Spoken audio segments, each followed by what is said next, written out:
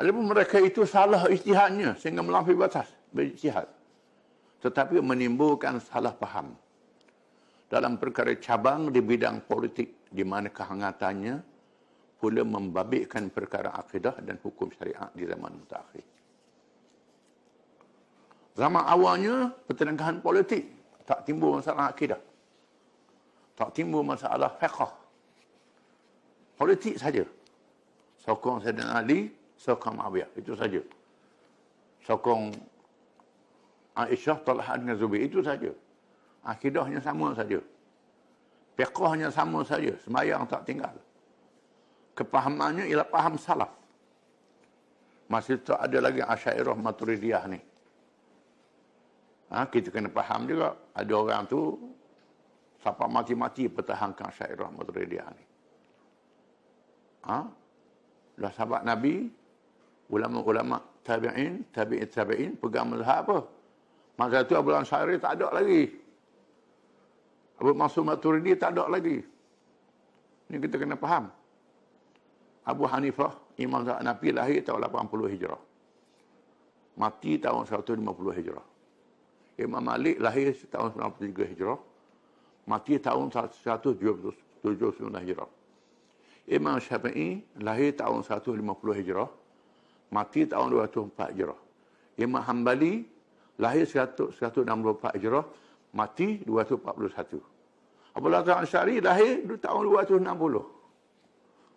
Mati 324. Macam Asy'ariyah tak ada lagi. Tak timbul sifat 20, sifat berapa nafsiyah, ma'ani, maknawiyah, salbiyah, tak ada lagi masa itu. Jadi siapa duduk mati duduk balah ki Asy'ariyah Maturidiyah ni, kena bacalah sejarah. Dan saya harap supaya tutup guru kita dengan ustaz-ustaz ni jangan baca kitab akidah saja, baca kitab tarikh sejarah kena baca. Kena baca kitab asanid, tahu tahun berapa ulama-ulama ni lahir. Jangan duduk berkelahi. Sunni, Syiah, Ibadhi. Kita kena sedar. Contohnya, Ja'far As-Sadiq yang mazhab Syiah itu dia lahir tahun 80 Hijrah. Dia mati 148. Imam Abu Hanifah sempat mengaji dengan dia. Zaid bin Ali lahir tahun 76 Hijrah, mati 122 Hijrah. Sempat mengaji. Imam Syafi'i, Abu Hanifah sempat jumpa dengan orang ni. Dengan ulama-ulama. Musa Al-Kazim. Abdullah bin Ibad. Dia lahir zaman Muawiyah. Sempat dengan sahabat-sahabat. Dia mazhab Khawarij. Politiknya Khawarij. Akidahnya salaf. Itu kena faham. Akhirnya salaf. Masa itu tak ada lagi Asy'ariyah, tak ada lagi Maturidiyah. Bahkan terdapat ulama-ulama yang mutaakhir. Imam Nawawi contohnya. Imam Ibn Katsir yang terkenal tafsir itu. Fiqh mazhab Syafi'i, akidah mazhab salaf. Imam Nawawi. Nawawi dia lahir kemudian lagi. Imam Nawawi 631. Tahun lahir dia. Kediang pada Abu Hasan Asy'ari ratus-ratus tahun. Tapi dia tak ikut Asy'ariyah. Dia ikut mazhab salaf.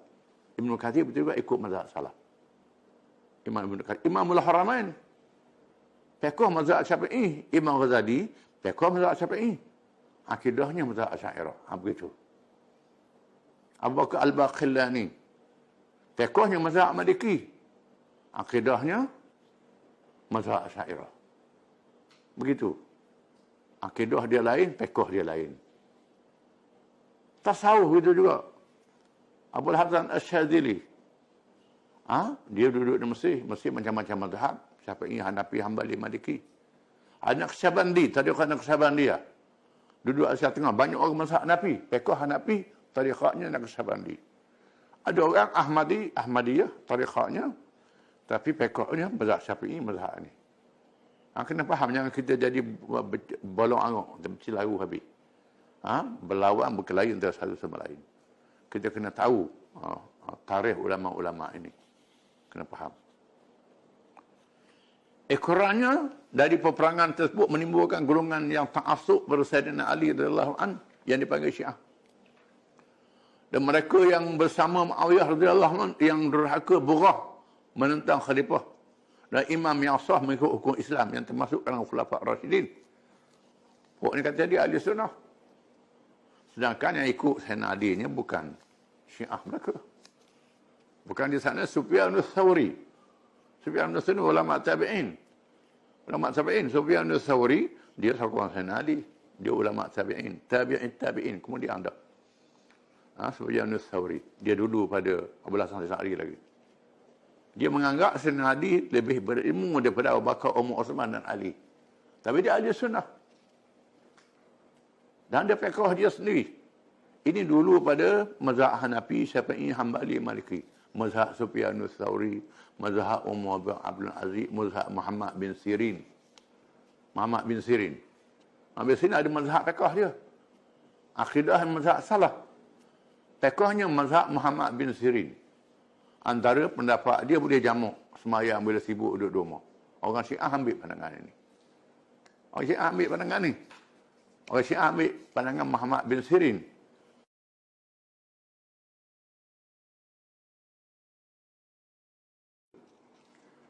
Dan Abu Hasan al-Asy'ari ni pula ada 3 peringkat dia. Yang pertama, dia terpengaruh dengan Mu'tazilah. Yang kedua dengan ilmu kalam. Menggunakan mantik dan falsafah untuk berhujah dengan Mu'tazilah. Yang ketiga, dia kembali ke pandangan salaf. Berpegang pada zahir ayat-ayat Quran. Ini nyata dalam kitab Al-Ibanah karangannya. Rojok kitab karangan Abu Hasan al-Asy'ari, kitab Ibanah, menunjukkan bahawa dia terpengaruh di akhirnya dengan mazhab salaf.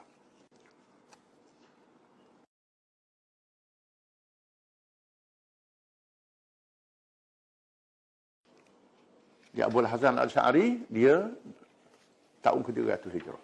Timbul mazhab dia untuk menghadapi masalah. Tanpa dinafi, Abu Hasan al-Asy'ari ini adalah seorang mujaddid. Abu Mansur Maturidi seorang mujaddid. Dan kita kena ingat Abu Hasan al-Asy'ari ini, dia ada 3 peringkat. Yang pertama, peringkat dia ikut Mu'tazilah. Ikut ayat tiri dia. Dia fikir-fikir, dia berdebat dengan ayat tiri dia. Mazhab Asy'ariyah, mazhab ilmu kalam. Kemudian zaman mutaakhir, dia ikut mazhab salaf. Abu Hasan al-Asy'ari. Ada kitab dia, Al-Ibanah, nama kitab dia. Baca Al-Ibanah ni. Kalau kita baca kitab Al-Ibanah, karangan Abu Hasan al-Asy'ari, kita akan dapati bahawa dia peringkat mutaakhir, dia ikut mazhab salaf. Mazhab salaf. Dan saya harap supaya tuan guru kita dengan ustaz-ustaz ni jangan baca kitab akidah saja, baca kitab sejarah kena baca. Kena baca kitab As-Sanid, tahu tahun berapa ulama-ulama ni lahir.